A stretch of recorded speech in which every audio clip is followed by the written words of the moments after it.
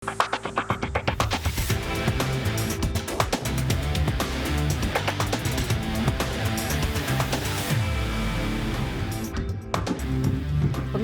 janji cinta berujung maut. 2 tahun menjalin cinta bukannya dinikahi. Seorang wanita guru SD dibunuh oleh anggota TNI kekasihnya. Untuk mengelabui, pelaku sempat berpura-pura ikut mencari korban dan ditemukan setelah lebih dari 40 hari.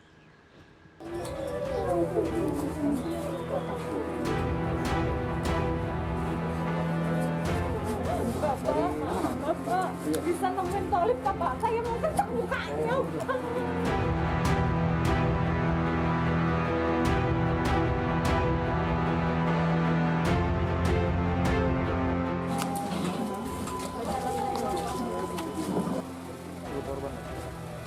Jenazah Rizky Rahmadani tiba di rumah duka Batu Ampar Permai, Geraha Indah, Balikpapan, Kalimantan Timur setelah 43 hari hilang sejak awal Maret lalu. Allahumma sholli ala sayyidina Muhammad. Allahumma sholli ala sayyidina Muhammad. Jenazah guru honorer di SD 08 Balikpapan Tengah ini ditemukan sudah berwujud tulang berada di jurang kawasan hutan Jalan Transit kilometer 8 Balikpapan Utara.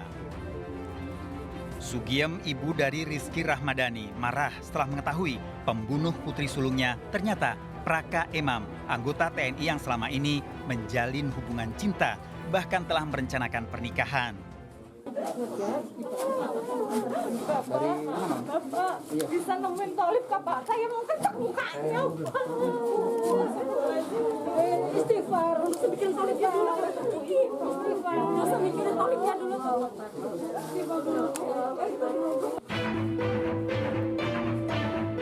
Sugiem tak terima putrinya dibunuh secara sadis oleh Praka Emam, bahkan mayatnya sudah tidak utuh lagi sehingga keluarga tidak bisa melihat. Rizky Rahmadani hilang setelah berpamitan pada ayahnya Kuswanto akan mengambil baju seragam Persid untuk persiapan pernikahan dengan Praka Emam. Rizky dan Emam sudah 2 tahun menjalin hubungan asmara, berawal dari berkenalan melalui media sosial. Kuswanto juga tidak menyangka Emam yang selama ini terlihat sopan dan selalu bersikap baik, tega melakukan pembunuhan secara sadis, bahkan melakukan kebohongan. Pelaku terus membela diri, tidak itu kayaknya modelnya. Makanya saya akan menerapkan, saya akan sebagai orang tua korban. Praka Emam membunuh Rizky di kawasan Jalan Trans kilometer 8 Balikpapan Utara yang jauh dari permukiman warga. Kawasan ini selain menjadi tempat pengolahan sampah, berada di perbukitan, jurang, dan hutan. Nyaris tidak diketahui lokasi pembuangan mayat korban. Terungkapnya pembunuhan ini setelah orang tua Rizky melaporkan kasus kehilangan ke Polsek Balikpapan Utara. Praka Emam kemudian diperiksa secara intensif oleh polisi militer karena merupakan orang terakhir yang bertemu dengan korban. Praka Emam kemudian mengakui telah melakukan pembunuhan. Memang benar ada anggota yang terindikasi melakukan tindak pidana pembunuhan atas nama Praka MAM. Jadi diduga melakukan pembunuhan terhadap saudari RR, gitu ya. Untuk kejadian sendiri kurang lebih pada tanggal 1 Maret 2021 kemarin. Praka Emam berdalih membunuh karena belum mau menikah, meski sempat meminta Rizky untuk menyiapkan seragam baju sebagai istri anggota TNI. Rizky dibunuh usai mengambil baju seragam yang dijahit karena dijanjikan akan segera menikah. Dari hasil keterangan yang disampaikan oleh tersangka bahwa pembunuhan itu dilatar belakangi oleh korban yang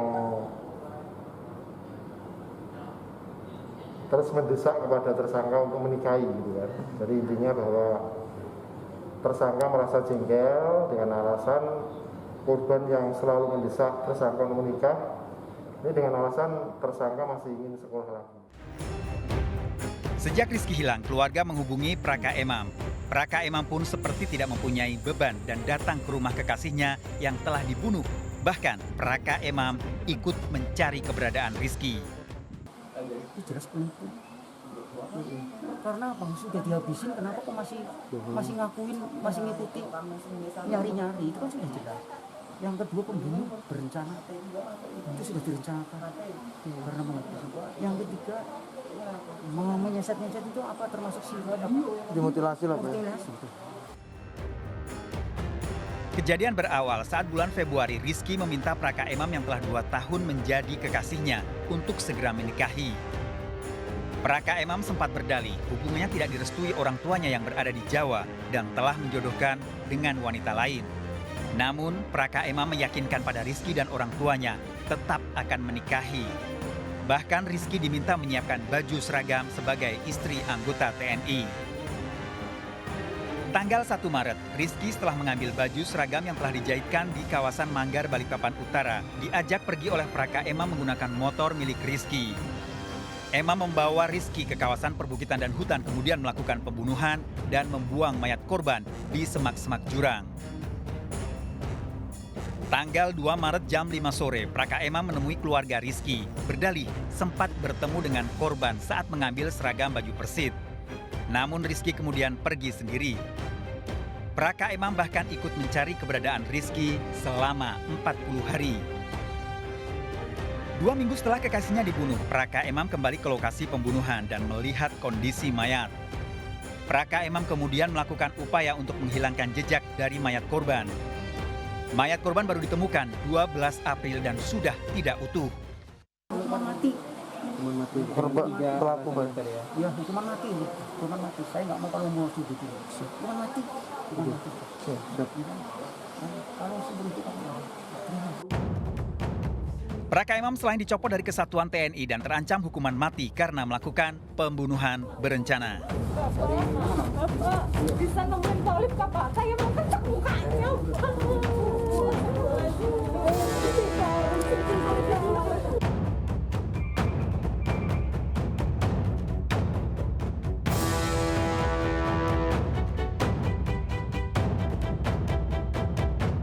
Riko Rampati tewas di halaman rumah kekasihnya di Stabat Lama Barat, Wampu Langkat, Sumatera Utara dengan luka senjata tajam di tubuhnya. Riko tewas saat mengunjungi rumah Tia, kekasihnya, dan dibunuh oleh Pian, ayah dari Tia. Usai membunuh, Pian ditangkap polisi. Dalam pemeriksaan di kantor polisi, Pian mengakui telah membunuh Riko karena emosi. Riko yang diduga menghamili Tia tidak mau bertanggung jawab. Pian merasa malu karena putrinya hamil, namun kekasihnya tidak mau bertanggung jawab. Saya tidak punya harta, saya punya cuma harga diri. Harga diri itu tidak juga sama itu. Maka saya nggak bisa berpikir, cuma harga diri yang saya punya. Saya uang dua, kenapa? Itu begini. Apa nggak ada cara yang baik? Saya sudah berusaha untuk yang cara yang baik. Pian semakin bertambah emosi saat Riko berdalih menolak bertanggung jawab karena merasa tidak menghamili Tia. Anakku telah kau hamili dan kau harus kau tanggung jawab. Lalu korban Riko Rampati menjawab, bukan aku yang menghamilinya dan aku tidak mau tanggung jawab. Karena merasa tidak terima atas jawaban korban Riko yang tidak mau untuk bertanggung jawab atas kehamilan anaknya. Kejadian berawal saat 7 Maret lalu Rabu malam, Riko mendatangi Tia, kekasihnya. Keduanya awalnya berbincang mesra di halaman rumah. Tia kemudian mengaku pada Riko sedang hamil dan Tia meminta Riko untuk menikahi. Riko dan Tia kemudian terlibat pertengkaran karena Riko belum siap untuk menikah dan tidak mau bertanggung jawab kehamilan Tia. Pian yang mendengar keributan kemudian keluar dan marah mengetahui putrinya mengaku dihamili Riko. Riko tetap menolak untuk bertanggung jawab meski dipaksa karena merasa tidak menghamili. Pian yang emosi mendengar ucapan Riko kemudian keduanya berkelahi. Pian tidak terima, Riko melawan kemudian mengambil senjata tajam di dapur dan menganiaya Riko hingga tewas. Tersangka terancam hukuman 15 tahun penjara dengan barang bukti senjata tajam dan pakaian korban. Menurut Auli Grasinta, psikolog Universitas Indonesia, sikap Praka Emam yang dikenal baik dan ramah kemudian merencanakan pembunuhan secara sadis pada kekasihnya untuk membuktikan sebagai psikopat perlu pemeriksaan mendalam. Usai membunuh, bahkan pelaku tetap bersikap seperti biasa sebagai upaya menghilangkan jejak pembunuhan yang dilakukan. Artinya masih banyak yang ingin dia pertahankan dalam lingkungannya, maka dia akan berupaya untuk berada tetap di lingkungan itu dengan harapan bahwa tindakan-tindakan penghilangan bukti itu bisa dilakukan, begitu. Atau dia kabur sekalian, begitu kan? Pilihannya hanya dua itu. Nah, tampaknya dia memilih yang kedua dan dia melakukan tindakan-tindakan untuk menghilangkan jejak, begitu. Kok bisa ya sadis seperti itu? Ya kita tidak bisa untuk memahami secara normal, gitu. Karena ini memang tipe orang manipulatif, gitu.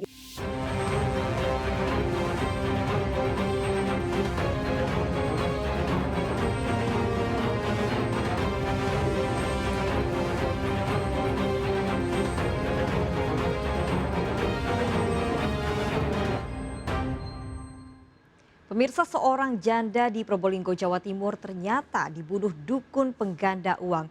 Hendak menggandakan uang lantaran terjerat utang, korban malah dihabisi sang dukun. Pelaku membawa kabur uang korban ratusan juta rupiah.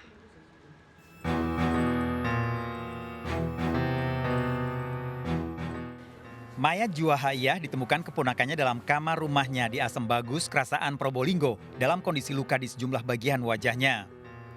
Keponakan korban awalnya curiga dengan suara keributan dari dalam rumah Juwahayah setelah sebelumnya ada tamu yang datang. Saat mayat ditemukan, tamu yang datang sudah pergi, sementara uang Juwahayah yang sebelumnya meminjam pada keponakannya tidak ada. Sementara uang Juwahayah yang sebelumnya meminjam pada keponakannya hilang. Orangnya itu hitam semua, Pak. Mulutnya itu buka, Pak. Pas telinganya itu keluar darah, Pak. Antingnya jatuh di depan satu.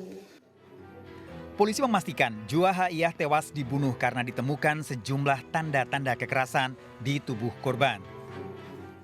Untuk jenazah sendiri memang saat ini terdapat tanda-tanda kekerasan. Tanda-tanda kekerasan dimungkinkan kematiannya diakibatkan oleh pembunuhan.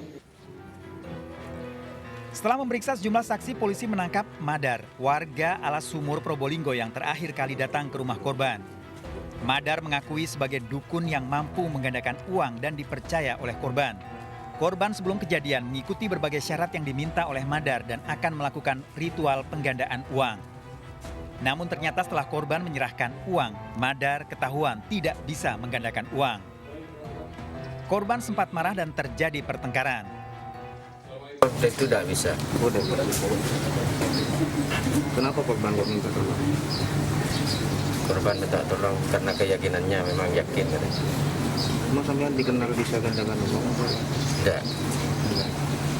Sampai menghabisi korban lantaran amarah, emosi atau gimana? Dia mau berteriak, saya gelap mata. Hasil penyelidikan polisi ternyata uang yang digandakan korban sebagian diperoleh dari meminjam. Madar usai membunuh juga membawa kabur uang korban sebanyak 104 juta rupiah. Korban mengenal Madar sejak 2 bulan lalu dan mengeluhkan masalah utang piutang yang menjerat. Pada waktu kejadian terdesak untuk mengembalikan pinjaman ataupun utang kepada orang-orang yang pernah berurusan dengan korban. Waktu malam kejadian, ya, uang pinjaman korban dan hasil penjualan perhiasan ini sudah terkumpul 104 juta. Kemudian korban melakukan komunikasi melalui telepon kepada tersangka untuk proses penggandaan uang. Tersangka terancam hukuman 15 tahun penjara dengan barang bukti, spray tempat tidur, percakapan dalam handphone korban dan pelaku, serta uang yang dibawa kabur. Dari Probolinggo, Jawa Timur, Hana Purwadi, iNews melaporkan. Pemirsa, puluhan anggota keluarga ricuh menolak jenazah keluarganya dimakamkan sesuai protokol COVID-19. Keluarga bersikeras korban meninggal karena penyakit jantung dan asam lambung. Ini membuktikan dia tidak COVID, tapi diperlakukan COVID. Kesimpulan dari rekam medik, beliau tidak COVID. Keluarga histeris memarahi petugas yang menggotong jenazah seorang pria dengan protokol COVID-19 menuju pemakaman umum Jalan Bali, Kota Pematang Siantar, Sumatera Utara. Pernyataan tidak berlaku untuk orang lain. Itu akan kubuktikan di pengadilan. Kubuktikan di pengadilan. Satu wanita kakak korban bahkan histeris terus berteriak. Ia tak terima dan menolak adiknya berusia 51 tahun dimakamkan dengan protokol COVID-19. Dia tidak COVID. Saya tahu apa yang saya bilang. Adu mulut pun tak terhindarkan. Ia bersikeras adiknya yang dirawat di Rumah Sakit Medan, Sumatera Utara mengidap penyakit jantung dan asam lambung, bukan positif COVID-19. Menurut keluarga, hasil rekam medis tidak menunjukkan korban terinfeksi virus corona. Kalau betul adikku COVID, kenapa bisa dikubur di pemakaman umum? Tolong jawab. Harusnya dia dikubur di tempat pemakaman yang khusus COVID. Ini membuktikan dia tidak COVID. Korban tutup usia sehari setelah dirawat di rumah sakit. Keluarga kecewa karena korban dinyatakan COVID-19 hingga tak bisa dibawa ke rumah duka sebelum dimakamkan. Dari Pematang Siantar, Sumatera Utara, Dharma Setiawan melaporkan.